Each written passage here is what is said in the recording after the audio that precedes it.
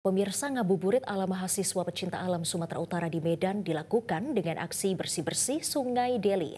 Aksi dilakukan dengan mengambil seluruh sampah yang ada di aliran maupun pinggiran sungai.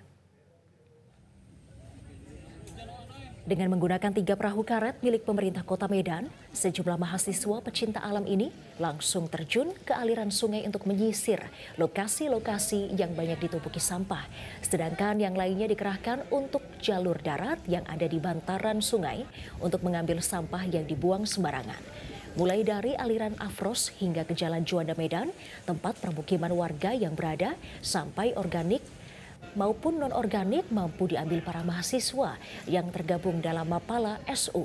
Menurut koordinasi aksi Mapala SU, David Pangaribuan, ini merupakan hal kecil namun jadi langkah awal untuk peduli dengan kebersihan aliran Sungai Deli.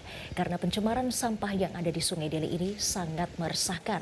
Karena sebelumnya banjir di Kota Medan, salah satunya penyebabnya adalah meluapnya aliran Sungai Deli akibat banyak sampah yang dibuang sembarangan ke aliran ini.